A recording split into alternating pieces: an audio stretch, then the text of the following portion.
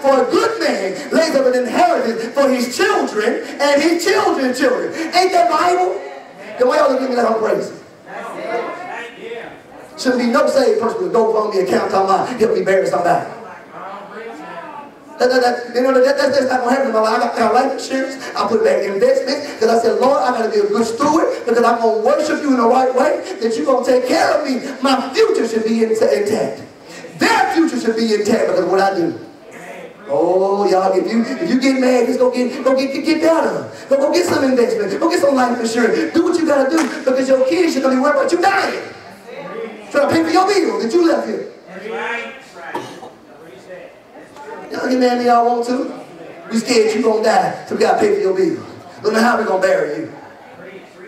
No. You gotta put some things in order right now. My son shouldn't have to worry about that. It's gonna be bad enough if they gonna miss their popular day. It should be bad enough on them for that. It should be hard enough for my wife if God takes me first, that she gonna have to lose this great man that I was, this great handsome man that she gonna have to go without. It's gonna be bad enough for that. But guess what? I want to be able to go to the bank and still say, you know what? I can make it. Yeah, I really can make it. But my husband was good. I want the next man to know that their husband took care of me, baby. Now, whatever you bring to the house, you don't need you. My husband took care of me. Y'all better hear me. I ain't desperate. He took care of me.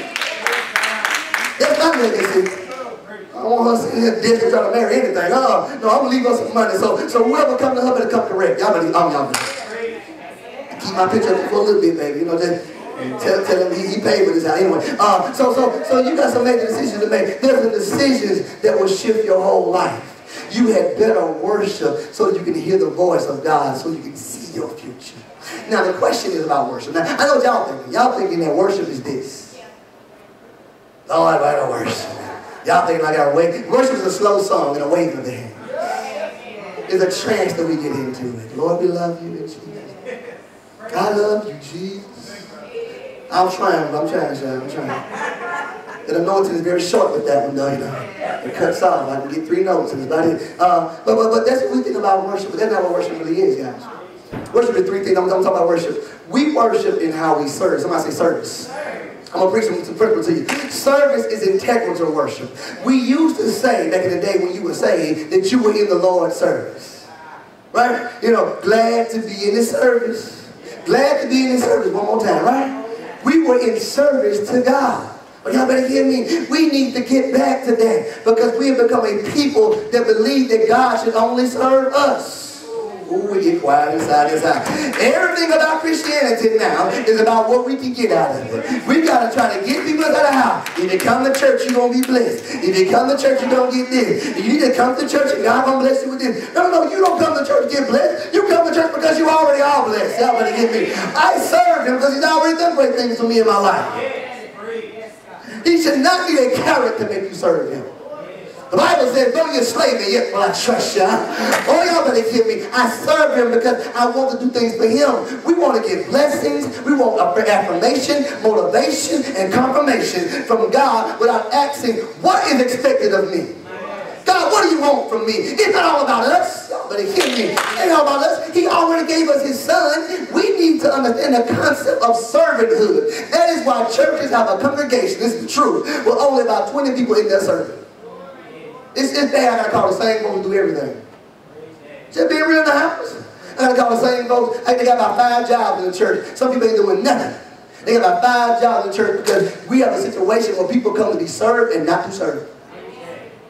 They come to be served, but not to serve. And unfortunately, they'll say when they leave out on church on Sunday morning, I ain't getting nothing to serve. I ain't getting nothing to. Guess what? All service ain't for you. All service ain't for you. Sometimes God wants you to hear this and take to somebody your job tomorrow. We think we just come to feed us. No, you got to go out and feed somebody else. Sometimes what I'm preaching is for somebody your job tomorrow. Because we ain't get that last Sunday. We gonna stay home this Sunday. Y'all better hear me. And so therefore we don't ever get that. But you got to come to God with a desire to serve. Somebody say serve. People came to God for what they can get, but they're not come to serve. And until you settle the certainty that your service to others is your worship to God, He will never release to you what He has in store. Saul lost his position. I'm going to 3 Kings, y'all. Saul lost his position because his service to God was corrupted. He was so anxious to get clearance to do what he wanted to do that he sacrificed without waiting on Samuel. It was about him. Bible says Samuel didn't come on time, did he? So what did he do? He said, I'm going to sacrifice myself then. I'm going to give God a sacrifice. It's about him. Impatient people are dangerous people. Somebody say, I need patience. I need patience. Impatient people are dangerous people. People have left ministries and broken covenant relationships because they were too impatient to serve the way God wanted them to serve. I've learned that. People, I got people say, when are you going to break off from your daddy? When are you going to break off and follow God's church? When are you going to break off and do this by yourself? When are you going to start your own organization? Guess what? Until I can serve that which is another man, God never going to release me what's my own anyway. People in such a hurry to go out and go by themselves all the time because they don't want to serve nobody. They want it to be about them. I want to be the head honcho. And we make it about us. Y'all ain't heard me. You know what we do? We hear people preach to us and people are preaching to somebody else saying, you know, God got to elevate you. He got to promote you. And why do we think that whenever God going to promote us, we have to lead somebody else? Sometimes God said, I'm going to promote you right where you are. Y'all better get me. My God big enough that he can promote both of us at the same time. Oh, y'all better hear me inside of here. Impatient people are dangerous people. They operate outside the authorization of God. They serve themselves above God. That is why Saul kept the best of the flock and did not kill it when he was commanded to do this. His service to God was not settled. It was about him. Therefore, he took what he wanted without realizing that service is about obedience. The future of Israel was altered because of Saul's lack of worship through service. It should have been Jonathan to be the next king, but because Saul did not serve in the right way, God said, I'm taking the throne from your household. There will be no more kings in your household, all because you don't serve in the right way. And Saul was not picked by man. Stop telling people that. Y'all always say, don't you? Saul was picked by man. David was a man of God's own heart. Saul was picked by God too. Look at the Bible. You don't see, you're in the Bible? The Bible says that Samuel anointed Saul before the people even saw him. He was already anointed. He went to go chase the donkeys. Y'all remember that in the Bible? He went to go follow the donkey, and Samuel said, no, come here. He said, the donkeys are fine. I'm going to take care of that. He said, but he anointed him before the people even saw him. So stop saying that Saul was not picked by God. And I got to tell you that for a reason. Because it's a reason. He was anointed by God when the people chose him. Anointed and chosen people can still be guilty of lacking in their service. There are anointed people in the house of God right now with gifts, with ministry, with abilities, with talents who are not doing anything. All over the country right now. Y'all hear me, y'all want to. All over the country right now, we got people who are anointed but are not working. You can be anointed and still not have a heart to serve. Some people are too anointed to serve. Unless they're running, I ain't going to do nothing. Oh, y'all better hear me inside of here. But God says anointed people can still have an issue with service. But if you want to really get all that God desires for you, you better get up and serve God with the right heart. Because God said the moment you serve, your future going to be in focus. So here's the second thing we get on out here. We worship God in the way we live. That's all we about how we live, right? Because you know what? I can preach blessings all day. But if you ain't going to live right, you don't know. I can preach me and Ray getting some money and getting blessed in our finances all day. But if we don't tithe, it's going away. If we live the wrong way, guess what? God's going to take all of it away from us. As quickly as it comes, it quickly go away. That's why God said, oh, y'all better hear me. That's why God said, don't forget me when you walk into the promised land. Don't forget me when you start to eat of the good of the land and have all this good stuff. Sometimes people get some things and the first thing we start doing, we neglect God. Because we don't think that our life that we live is a service to God. David was a man after God's own heart. The Bible says it, right? He was anointed as a youth. He wrote many of the songs that I preach out of. He was a worshiper in his heart, but he was not a worshiper in his lifestyle. Oh, hear me real quick. He was not a worshiper in his lifestyle. For how much he loved God and how much he praised him, he did not worship God with his lifestyle. He had many wives, had a bunch of wives, but yet he still went after Bathsheba and committed sin to get her. That's bad, isn't it? I'm going to tell y'all this about lust. Y'all better hear me. You better watch lust in your life. Because lust will never be satisfied. One is never enough. One time is never enough. Lord, I'm going to do it one time. I'm going to come back to the altar and I'll be right back in your presence, Lord. No, one time is never enough. Lust cannot be satisfied, y'all. It cannot be satisfied. He had many wives, but guess what? You want one more. He wanted one more. I want what I cannot have. All y'all better hear this. No matter how well you serve, how well you praise, or how well you lead, you still have to live right. Y'all want to hear me inside here. Your lifestyle is worship to God. We are living sacrifices. Our worship to God is revealed in how we live. You can't tell me you hear from God, but you don't come to church. You can't tell me you hear from God, but you follow the lust of temptation all the time. You can't be in unrepentant sin and please God. Ain't seen that I've seen all my life. I ain't repented. I'm not trying to change and still please God. Your worship is worthless without a holy lifestyle. That's real talk. And because David did not worship in how he lived, he brought the future of Israel into jeopardy. His sons rose up and fought against him and fought against each other. Y'all want to hear me? That if we don't live right in front of our children, what's on us is going to be on them. We're going to give them the wrong coach. Y'all better hear me. They say, Daddy, how come you can preach in church but you cuss at the house? Y'all better hear me. How come you talk about how much you love your wife, but mommy in public, but you got girlfriends on the side? Y'all better hear me. We got to understand that what we do in front of those kids can cause problems in their life. And they will say, there can be no God because of how you live.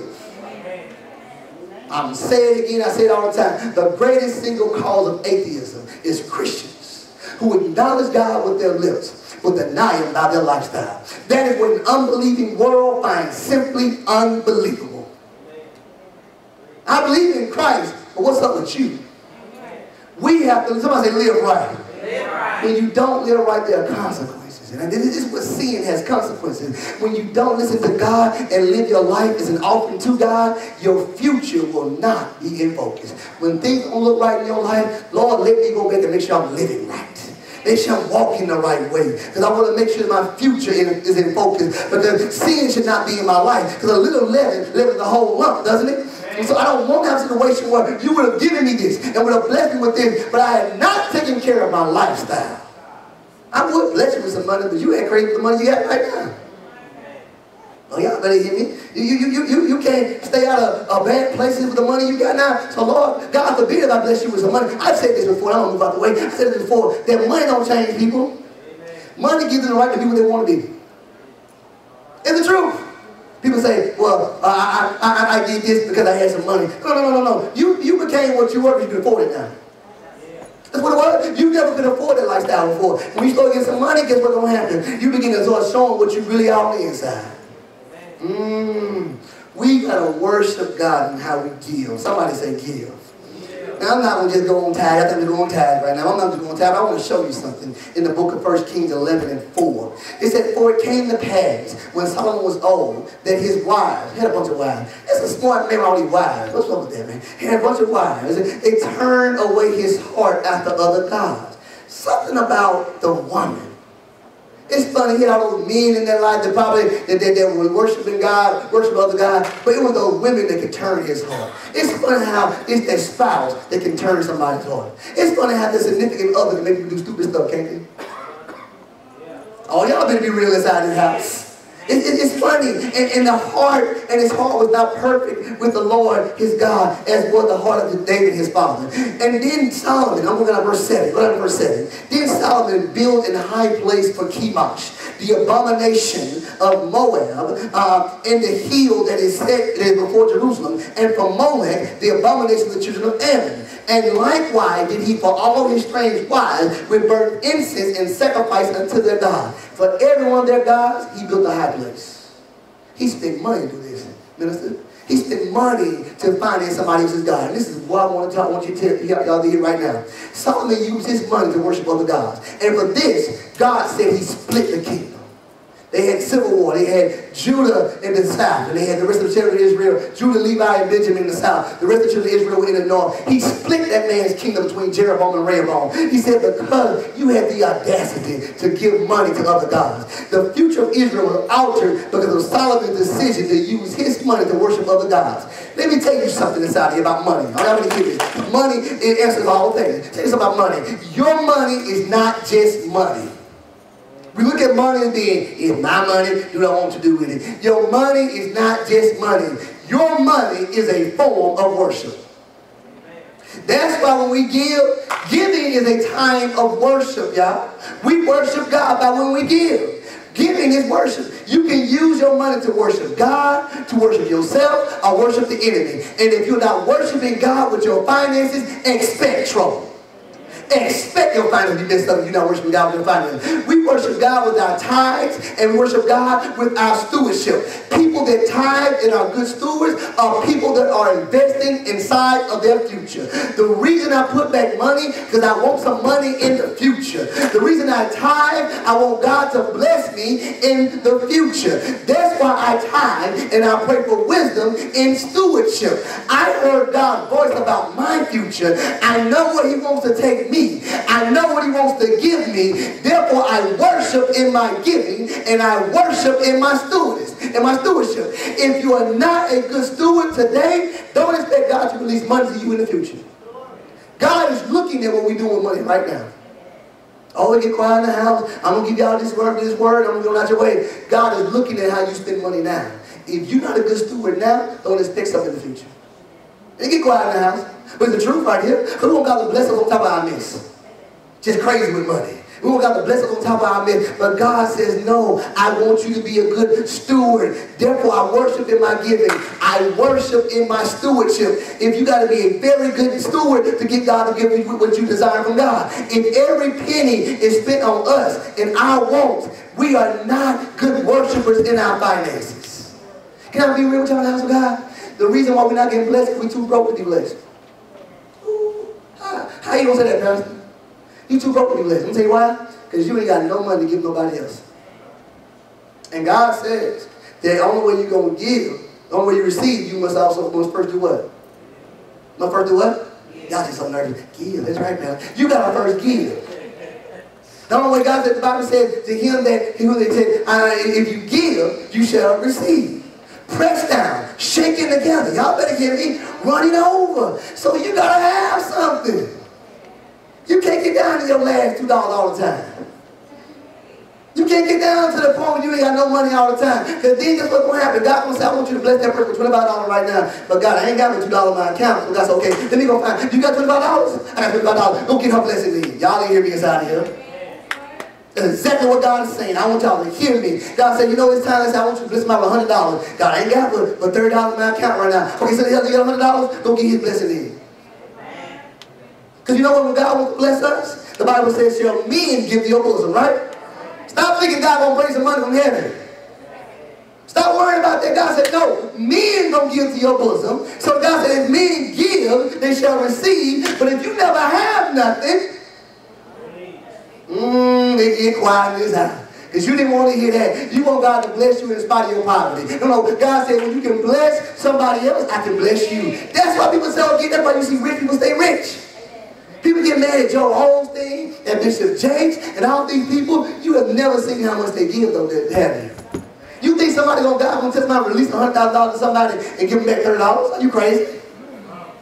No, you can release $100,000, I'm gonna give you $1 million back. If you're gonna release 1,000, I'm gonna release you 10,000. The level of your giving is the level that you get back in life. But if you never have nothing, oh, y'all better hear. He been dealing with me about that. He said, Daniel, save some money just in case I want you to give it. We think we saving money so I can always have a little money back in case. No, I want you to always have that money. So you sit inside of a service and I tell you to bless them out with some money, you better have that money. Because if you don't have it, I'm going to somebody else who do have it. People are getting some of your blessings right now. Oh, y'all ain't heard me. People are getting some of your blessings right now because we're too broke. And the reason we're too broke sometimes, we're not good stewards. Somebody say stewardship. If you want to pay for your wants and expect God to take care of your needs, your future is out of focus. And then what we do, we pay for what we want, then we say, Lord, pay for the stuff I really need. I'm paying for the light bill and the phone bill, but you take care of the rent and the gas and the heat. Y'all better hear me. We got to pay for our needs too. Your future is out of focus. If you want to keep your tithe and not give to the house of God, your future is out of focus. But when you tithe, I'm ready to preach inside of here, your future is taken care of. When you become a good steward, your future is taken care of. David said that he was young and then he became old. But he never saw the righteous forsaken, nor his seed begging bread. Before I invest in anything, my finances, they must worship God first. Before I buy what I want, my finances must worship God first. Before I take care of anybody else, my finances must worship God first. That's why I thank God that now we got the cash. But as soon as I get paid, I take the first of my money, I put it inside the cash. I give it to the house of God first. I said, Lord, because if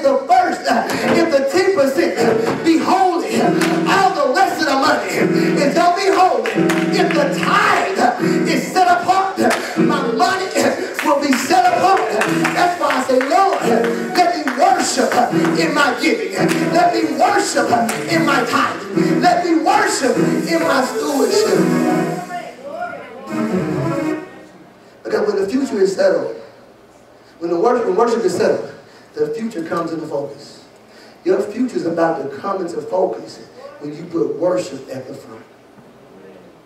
And your future is unspeakable and unheard of. 1 Corinthians 2:9 says, but as it is written, I have not seen, nor ear heard, nor has it entered into the hearts of man, the things that which God has prepared for them that love him. But we stop right there. But verse 10 says, but God has revealed them unto us. So stop telling people, I don't even know what God will do in my life. Guess what? I said, Lord, tell me what you're going to do in my life. Lord, speak a word of what you're going to do in my life. Because I can't go by what I just think. Lord, the faith comes by hearing. Lord, give me a word so I can know what you're going to do. He said, it's been revealed to us. And when you serve God, he's going to send men and angels to serve you. Can I tell you that when you serve God right, he said, at your job, I'm going to send people to serve you. I'm going to send people to serve you. On your job that you serve me. Stuff that you give, it's not that you serve and I get served back. Whatever you sow, you got to reap that. God said when you live right before God, he's going to give you life more abundantly. When you worship in your finances, he's going to cause blessings. I want y'all to hear this. To pursue you and overtake you. He's not going to have blessings to chase you and run you down and knock you over. The Lord just doing some great things when we begin to say, Lord, I worship you first in my finances. You cannot worship something without getting something in return. This is why we don't